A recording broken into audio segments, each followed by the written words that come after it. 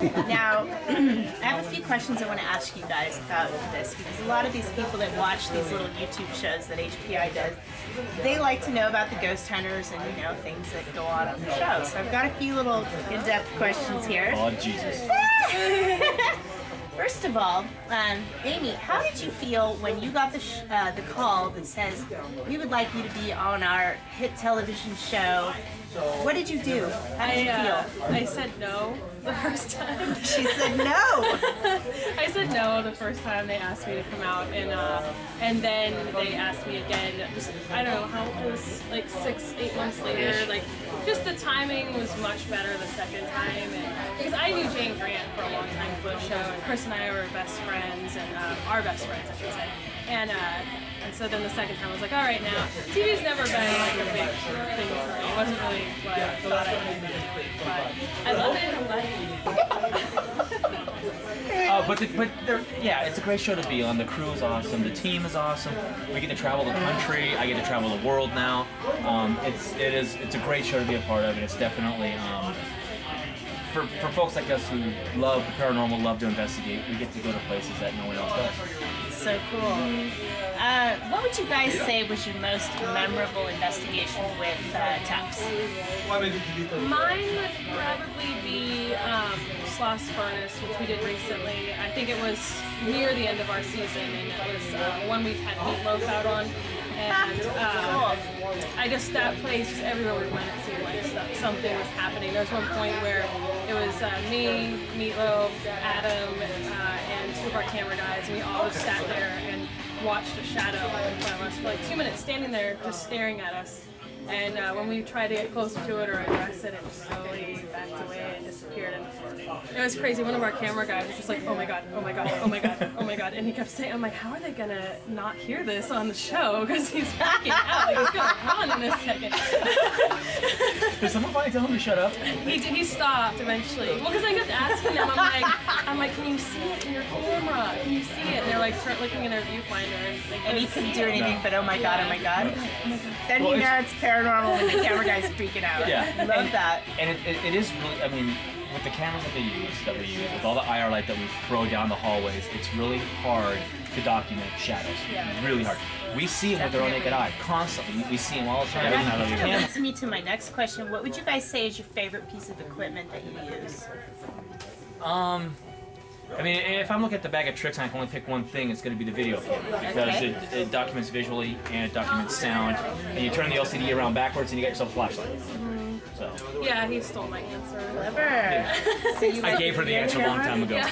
No, I like that. I do. And then also, I think the tool most people don't utilize as much as they should is just themselves. People get so hung up in their equipment, and they're like, oh, is this working? What am I seeing here? You know, is my recorder working? What's my EMF detector registering? They forget to really just stop and pay attention to how they're feeling, what they're seeing, and really, you know, I think that's a very important part of the investigation. I can point you in the right direction many times. One of the things I learned with Amy, and I'm a tech geek, gadget geek, a freak when it comes to that stuff, and I was so into all that stuff. And Amy was just like, just slow down, pay attention, slow down, pay attention. And so for me personally, it took me out of that realm, and I realized that I am missing everything that's happening because I'm so into the lights and the batteries and the gadgets, and all this stuff's happening around us, and I'm missing it because I'm into this. So I basically took a page out of her book and I set the equipment up, and then I just step back. Let the equipment do what it's going to do, and then just listen to your body.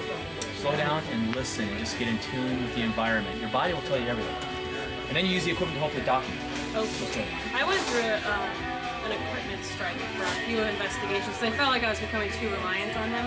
So I started just going in with my flashlight, just for like 2 or 3 investigations, not on the show obviously, but just on my own. I just wanted to go in with nothing and just have experiences and absorb it. Then I started going back to equipment, but that was years ago. That's really smart of you. I'm going to try that. HPI, look out. When you think I'm not doing anything, I am. Working with my body. That's a different show. Sorry again. Yeah, I'm not cutting that either. Filter, he does not. No filter. 0, none. Okay, what would you guys say is the funniest or most embarrassing thing that's happened to you on the show? Funniest thing, I guess, popularity or from fan-wise, is the door shutting and me jumping halfway across the room. The people seem to love that one. They do. They love watching guys scream like little girls. Yeah, I didn't. That's another show. I didn't scream, but I did definitely jump. You went, whee! Yeah, I pretty much did. Okay. Well, you know what's funny is, well, people don't realize they didn't. I wish the show had more time to edit right, but we were in that room 45 minutes. Yeah. Pitch dark. And we were very scary quiet enough, as it and is. calm for 45 minutes. It's calm and talk and stuff's going on, and then we get that door. But I heard the door dragging across the carpet, then I felt the wind, and then I heard the door hit all in a millisecond. I had to process that in my head.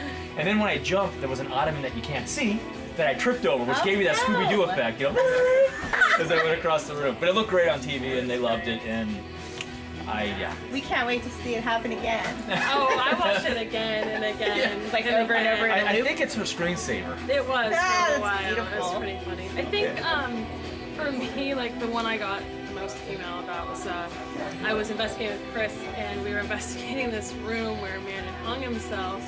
You know, you're on TV, and you're not. I mean, you forget that the camera is there.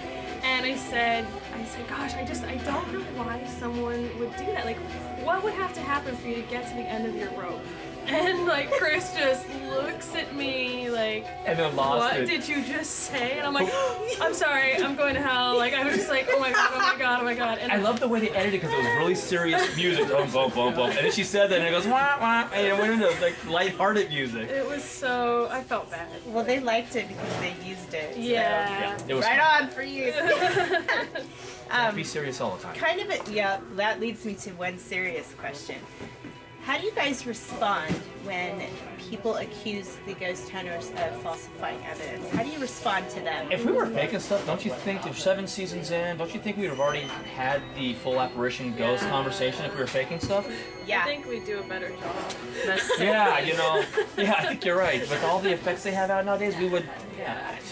Look, we don't have to fake it. We don't have to. Enough crazy stuff happens.